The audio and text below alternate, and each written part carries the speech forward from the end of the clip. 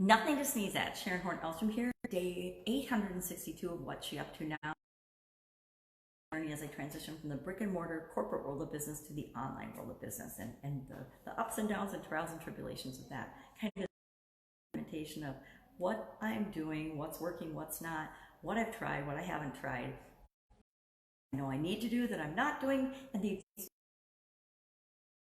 all of that. Today, this idiom for my Supersize Your Business segment was about origin and the meaning and how you can apply that to your business.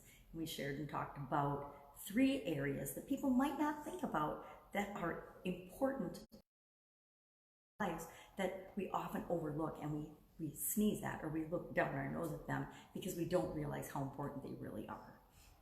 And of course, those are our vision, our direction, where we're going in our life and what our place in the world is, and consistent with our core values, making sure that we are honoring and treating other people the way we want to be treated.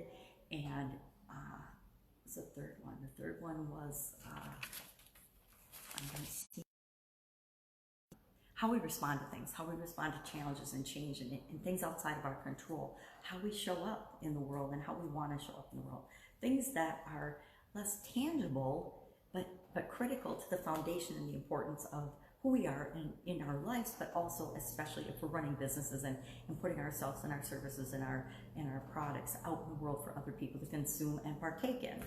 So talking about that, fun day challenge, I think it was day peak. I think it was a day 100, magnifying glass, day 152, yep, day 152, and it was about fun snacks in the refrigerator when you really don't have any food. Now, I personally experienced this when I was moving last year. I was getting rid of everything in the pantry, getting rid of everything in the cupboards, and getting rid of everything in the refrigerator and the freezers, so that when I moved, it would be easier and I didn't have to move a lot of stuff.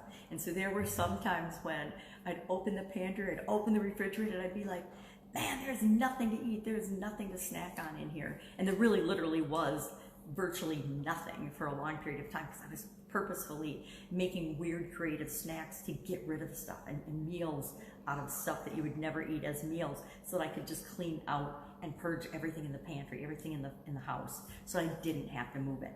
And then guess what?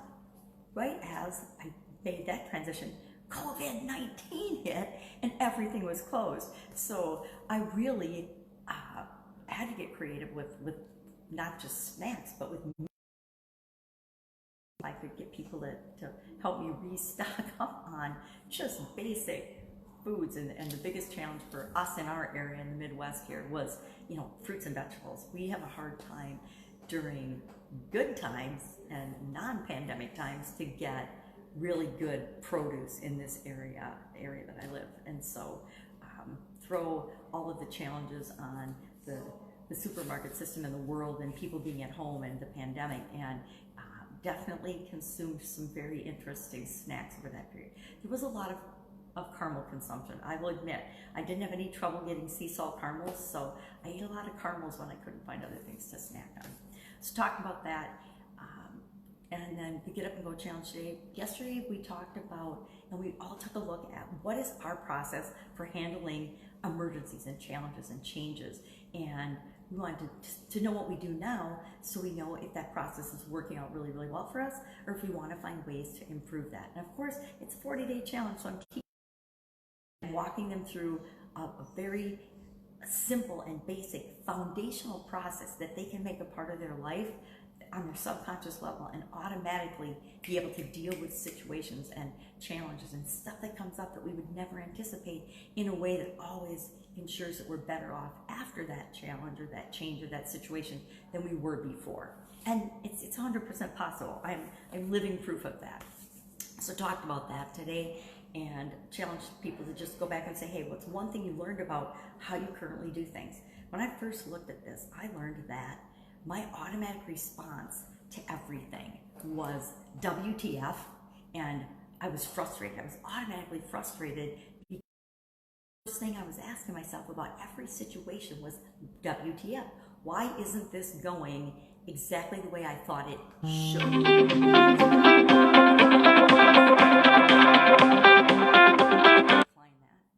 Sorry, phone calls come in sometimes. So I learned that I needed to do, oh my God, alarms and phone calls and everything simultaneously. Sorry about that. That's what happens when you're out of town.